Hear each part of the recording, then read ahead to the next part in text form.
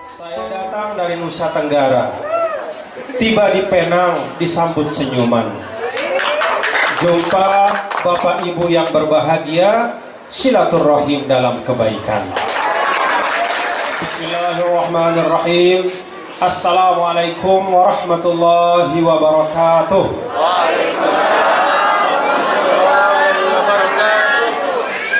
Alhamdulillah, alhamdulillahi wa kafa, wassalatu wassalamu ala astafal mujtaba Sayyidina Maulana Muhammadin wa ala alihi wa ashabihi wa man iktafa ila yaumil qiyamah. Asyhadu an la ilaha illallah wahdahu la syarikalah wa asyhadu anna abduhu wa rasuluhu la nabiyya ba'dah.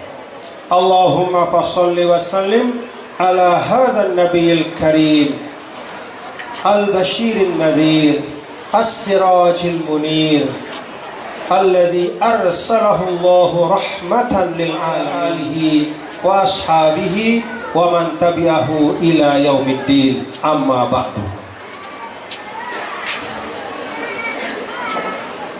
Saya datang dari Nusa Tenggara. Jangan ditertawakan ya, karena saya baru buat waktu duduk tadi. Jadi panitia dan banyak sekali semua ucap pantun ya. Saya datang dari Nusa Tenggara, tiba di Penang disambut senyuman. Jumpa Bapak Ibu yang berbahagia, silaturahim dalam kebaikan. Malam ini malam yang berkah. Maulid Rasul kita rayakan. Mari terus tingkatkan ukhuwah agar Malindo terus berkemajuan.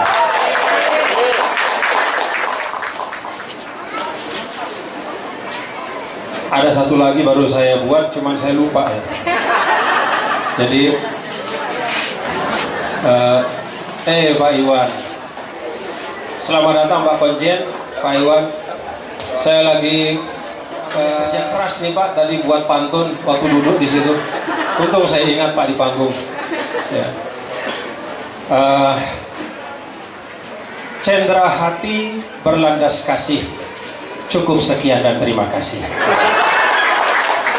Ya, yang saya mulia ahli jawatan dari Mas Jaya atau Masjid Jami Al-Majaya yang berbahagia, Bapak Haji Ilyas beserta seluruh para tokoh agama dan para orang tua kami yang hadir pada malam hari ini. Yang saya hormati sahabat saya Bansah Wibisono, Konjen Republik Indonesia di Penang, beserta rekan-rekan, sahabat-sahabat, ya, adik-adik juga ya, karena masih muda juga banyak ini dari Konjen, yang semuanya saya hormati dan saya banggakan. Yang saya hormati dan bapak-bapak dan ibu-ibu dari Permai Utara yang pada malam hari ini menjadi sahibul hajat atau menjadi panitia yang menggagas silaturahim beserta peringatan Maulid Nabi Wasallam. Semuanya saya tidak ingat namanya, dari ketua, dari penasihat, semuanya tanpa kecuali yang saya muliakan dan saya cintai, dan saya terus terang merasa berbahagia dan bersyukur ya. Bahkan saya terharu ya, karena tadi dari Permai Utara menyampaikan bahwa para sahabat, saudara-saudaraku, saudara-saudara kita semua ya, bapak-bapak ibu di Permai Utara ini, beliau sampaikan tadi cinta kepada saya. Alhamdulillah ya. Saya yakin kecintaan dari bapak-bapak dan ibu itu memang lahir dari hati. Amin, ya Allah. Dan kecintaan itulah yang mudah-mudahan akan terus mempersatukan kita, mengokohkan kita dalam ukhuwah dan mahabbah. Amin. Ibu-ibu semua dan bapak-bapak, hadirin hadirat sekalian yang dirahmati Allah Subhanahu wa taala. Alhamdulillah, pada malam hari ini saya bersyukur dan insya Allah kita semua bersyukur. Kita bersama diberi kesempatan oleh Allah Subhanahu wa taala untuk bergembira pada sesuatu yang memang pantas untuk kita gembira. Jarang-jarang di dalam Al-Quran Bapak Ibu Allah Subhanahu wa Ta'ala memerintahkan kita untuk gembira, untuk bersukacita dengan bahasa yang jelas, dengan bahasa yang tegas. Salah satu dari sedikit tempat di Al-Quran di mana Allah minta kita untuk bersukacita, bergembira adalah dalam firman Allah, "Qul bifadlillahi wa birahmatihi fabidzalika falyafrahu huwa khairum mimma yajma'un." Katakanlah wahai Muhammad, ini pesan Allah untuk kepada kita semua. Katakan kepada semua umat, pada semua umatmu, bifadlillah wa birahmatihi, dengan karunia Allah dan rahmatnya, maka mereka hendaknya bergembira dengan dua hal itu. Para ahli tafsir mengatakan, apa itu fadlullah atau karunia Allah? Kata para ulama, itu artinya Al-Quran. Jadi hadirnya Al-Quran itu menjadi sumber kegembiraan kita. Bapak-bapak dan ibu, kalau ingin bergembira dalam kehidupan dunia, jangan jauh-jauh dari Al-Quran. Walaupun kita mungkin tidak fasih membaca Al-Quran, tidak seindah suara seperti suara qari tadi, tapi hanya sekadar kita gembira saja berdekatan dengan Al-Quran, maka insya Allah kita akan mendapat barokah dan syafaat Al-Quran. Yang kedua, dalam ayat itu yang Allah Subhanahu wa Ta'ala minta kita untuk bersyukur dan bersukacita, bergembira adalah rahmatihi, rahmatnya. Kata para ulama, rahmat di dalam ayat ini maksudnya adalah Nabi yang mulia, Nabi besar Muhammad Sallallahu Alaihi Wasallam. Jadi pada malam hari ini kita gembira memang pada tempat yang seharusnya. Kadang-kadang Bapak Ibu, dalam kehidupan ini kegembiraan kita letakkan pada sesuatu yang tidak pantas. Kadang-kadang pada sesuatu yang kecil, yang remeh nilainya. Maka saya ajak pada malam hari ini semua kita tanpa kecuali, mari kita letakkan kesukacitaan kita, kegembiraan kita utamanya adalah pada hadirnya, lahirnya Nabi yang mulia, Nabi besar Muhammad Sallallahu Alaihi Wasallam. Mari bersama kita baca salawat untuk beliau, salawat Ibrahimiyah atau salawat di tasyahud akhir. Allahumma salli ala Sayyidina Muhammad wa ala ali Sayyidina Muhammad kama sallaita ala Sayyidina Ibrahim wa ala ali Sayyidina Ibrahim wa barik ala Sayyidina Muhammad wa ala ali Sayyidina Muhammad kama barakta ala Sayyidina Ibrahim wa ala ali Sayyidina Ibrahim fil alamin innaka Hamidum Majid. Mudah-mudahan kita semua mendapat syafaat dari Nabi besar Muhammad Sallallahu Alaihi Wasallam. Bapak Ibu, malam ini juga tadi ada tumpengan. Jadi Pak Konjen kelewatan tumpengannya Pak ya. Mestinya tadi Pak Konjen menerima tumpeng. Jadi anak-anak Bapak ya, warga Indonesia yang ada di Penang, di Permai ini, pada malam hari ini juga bertasyakur memperingati 39 tahun dari Permai Utara. Alhamdulillah. Jadi kalau boleh kita membawa pesan Rasul ya, yang menyampaikan malam yashkurin nas lam yashkurillah. Siapa yang tidak bisa terima kasih kepada manusia, maka orang itu sulit diharapkan pandai bersyukur kepada Allah. Jadi bersyukur atau berterima kasih kepada orang yang telah berjasa, orang yang membimbing, orang yang mengayomi, orang yang menasihati, itu juga bagian dari syukur kita kepada Allah. Maka kalau kita boleh bawa hadis ini pada malam hari ini, saya mewakili semua teman-teman dari Permai Utara menyampaikan terima kasih kepada Pak Konjen ya, dan seluruh sahabat yang ada di Konsulat Jenderal. Alhamdulillah berkat juga dukungan ya, dan juga pembimbingan dan pembinaan dari beliau-beliau. Alhamdulillah warga Indonesia yang ada di utara Malaysia, khususnya di Penang ini, alhamdulillah bisa beraktivitas dengan sebaik-baiknya. Salah satu buktinya pada malam hari ini kita bersilaturahim. Bapak Ibu hadirin dan hadirat sekalian, saya mengajak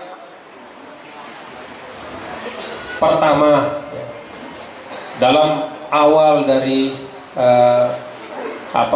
silaturahim ini, saya mengajak Bapak Ibu untuk niatkan hadir kita ini untuk menambah ilmu.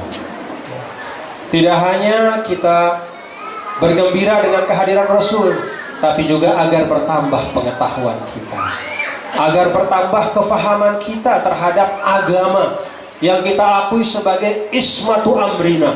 Yang namanya agama itu pegangan dalam kehidupan kita. Apa yang kita pegang harus kita pahami, karena memang al-Islam dinun muassasun alal ilmi. Agama Islam itu adalah agama yang asasnya adalah ilmu pengetahuan. Maka ketika kita hadir dalam kesempatan ini, saya ajak mari kita tanamkan dalam diri kita niat untuk menambah ilmu, semangat menuntut ilmu, sebagaimana Rasul dulu diminta oleh Allah untuk berdoa. Cuman satu hal di dunia ini yang Allah minta Rasul untuk minta tambah. Apa itu? Wala ta'jal bil Qur'an min qabli an yuqda ilaika wahyuh wa qur rabbi zidni ilma. Jadi Allah tidak pernah minta kepada Rasul untuk wa qur rabbi zidni malan. Tidak. Ya Allah, tambahkan uang saya. Tidak pernah secara langsung diminta oleh Allah. Wa qur rabbi zidni jahan. Ya Allah, naikkan jabatan saya. Gak pernah juga.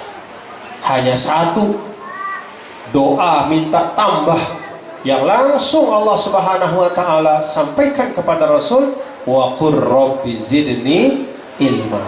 Ya Allah, tambahkanlah ilmuku. Nah, ini saya ingin sampaikan kepada bapak-bapak ibu semua yang sangat saya hormati, yang sangat berbahagia. Bapak-bapak ibu, tuan-tuan, puan-puan, yuk dalam setiap aktivitas kita, jadikanlah aktivitas itu sebagai jalan kita untuk menambah pengetahuan. Yang namanya menambah pengetahuan tidak harus atau tidak semata dengan kita masuk ke dalam suatu perguruan tinggi misalnya.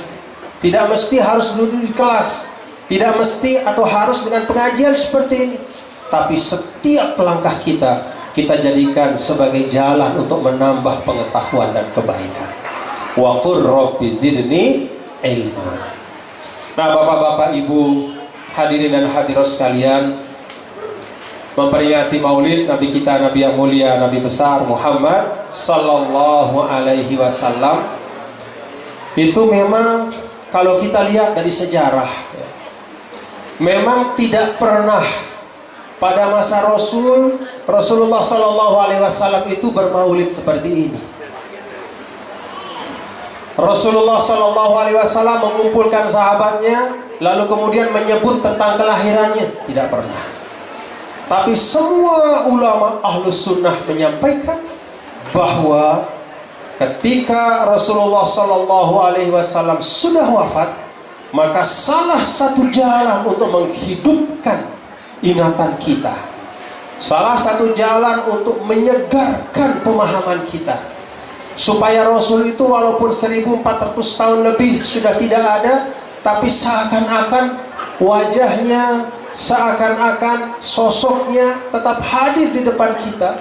Kata para ulama, salah satu jalannya adalah dengan memperingati maulid Nabi besar Muhammad sallallahu alaihi wasallam.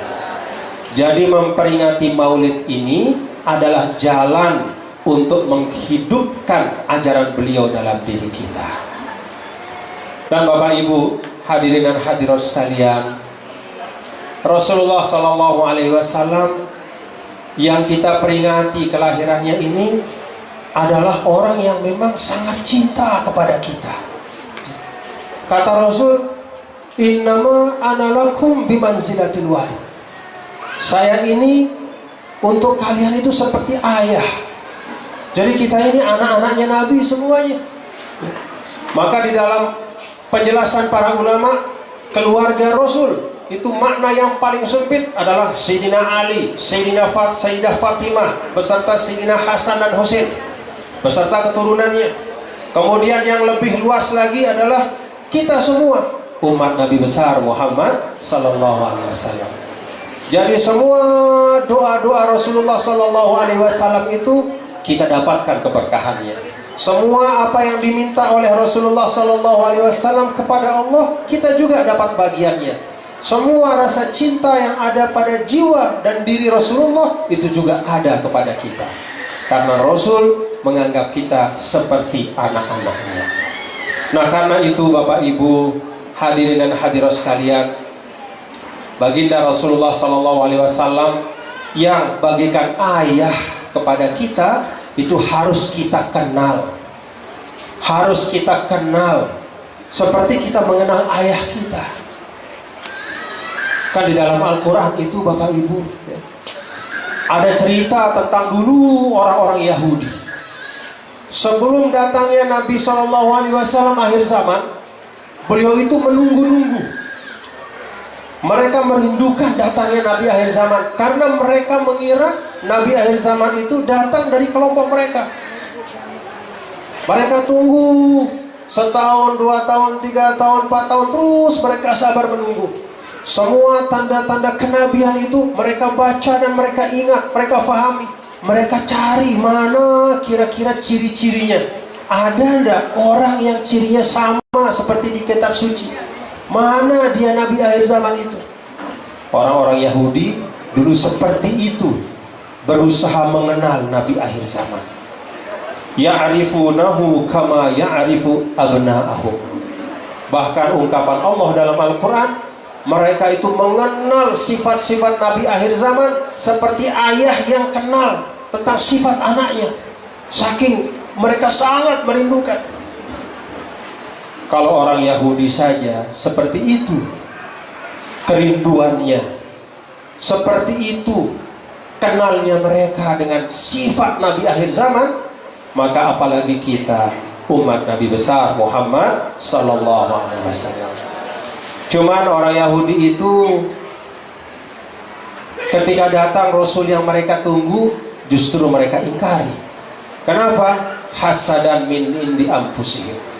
Karena mereka kesal, kok nabinya bukan dari kelompok kita, kok nabinya dari orang Arab, kok nabinya keturunan Ismail bukan keturunan Ishak, kok nabinya bukan dari Bani Israel. Karena bukan dari satu kelompok, maka kebenaran yang istimewa yang dibawa oleh Rasul itu tidak mau mereka terima. Nah, ini juga pelajaran bagi kita bapak-bapak dan ibu.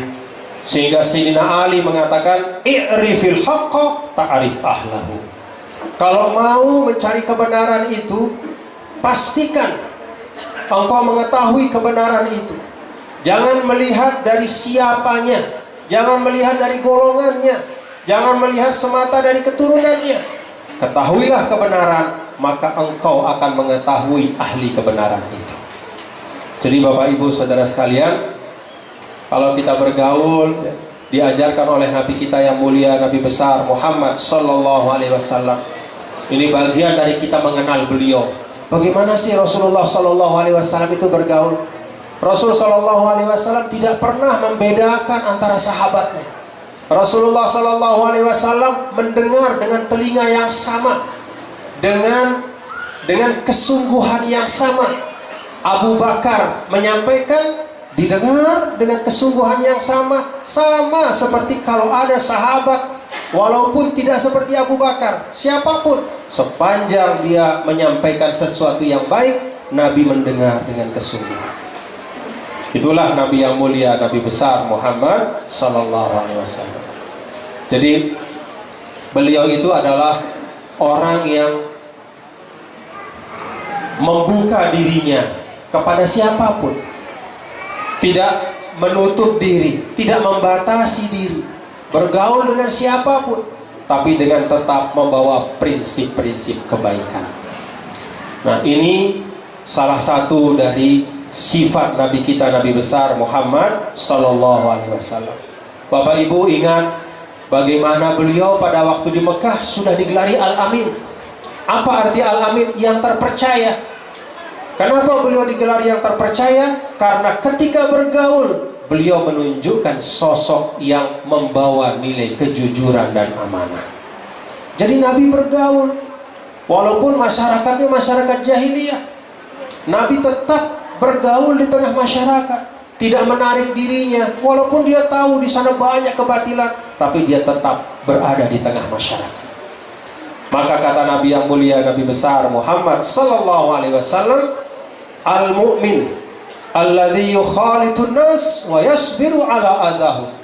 Orang yang tetap bergaul dengan manusia, membangun persahabatan, tetap berada di tengah masyarakat, tidak mengisolasi dirinya. Dia tidak pergi ke tempat yang jauh karena melihat bahwa di masyarakat itu sudah banyak hal-hal yang tidak baik, maka dia menjauh. Tapi dia tetap berada di tengah masyarakat, walaupun dalam keadaan yang tidak sesuai dengan harapannya. Dia tetap bernasihat, tetap menjalani hal-hal yang baik, tetap membangun hubungan sosial yang baik.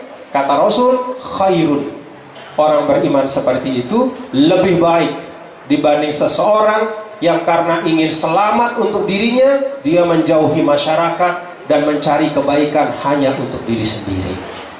Nah, ini salah satu yang juga perlu kita ingat, bapak-bapak dan ibu-ibu, hadirin dan hadirat sekalian, bagaimana Nabi yang mulia, Nabi besar Muhammad Sallallahu Alaihi Wasallam selalu berada di tengah masyarakat. Karena itu kata para ulama di dalam tafsir ayat, laqad ja'akum rasulun min anfusikum, telah datang seorang rasul dari kalian. Kenapa Nabi dikatakan dari kalian? Karena memang Nabi itu tidak pernah memisahkan dirinya dari masyarakat. Itu juga para ulama kita dulu. Kalau kita lihat para ulama-ulama seperti Imam Abu Hanifah, apa pekerjaan Imam Abu Hanifah? Membuka toko buku di tengah pasar. Jadi Imam Abu Hanifah itu pedagang. Beliau berjualan buku sambil mengarang kitab. Kemudian setelah selesai berjualan, beliau mengajar. Berjualan, mengajar, berjualan, mengajar. Itu pekerjaan beliau. Imam Maliki, Imam Syafi'i, imam-imam atau ulama-ulama yang membangun Indonesia, membangun Malaysia. Tadi disampaikan ada Buya Habka, ada guru-guru kita, tuan guru kita. Apakah mereka orang yang menyendiri? Apakah orang yang ingin selamat sendiri? Apakah mereka orang yang ingin suci sendiri? Oh tidak. Jadi semua guru-guru kita itu mengikut cara dari Nabi kita, Nabi besar Muhammad Sallallahu Alaihi Wasallam, yaitu hidup di tengah masyarakat dengan suka dukanya. Itulah ibadah kita. Nah, karena itu saya gembira dan syukur bahwa di sini warga Permai Utara, ya kita kan boleh saja lahir di mana saja, Bapak Ibu ya. Kan tidak bisa kita pilih tempat lahir di mana. Saya kan tidak milih lahir di Lombok. Ya. Yang mulia Bapak Haji Ilyas juga tidak milih lahir di mana, Bapak Haji? Di Penang, di Bukit Mertajam. Iya. Pak Iwan Sah nggak pernah milih lahir di mana, Pak? Jakarta. Tuh. Siapa lagi? Bu Devi juga nggak pernah milih lahir di mana, Bu? Palembang. Tidak ada kita yang memilih di mana kita lahir. Tidak bisa pula kita milih siapa orang tua kita. Tapi begitu kita lahir, begitu kita di ini, kita adalah satu bagian dari keseluruhan umat Nabi kita, Nabi besar Muhammad Sallallahu Alaihi Wasallam, satu bagian dari umat manusia.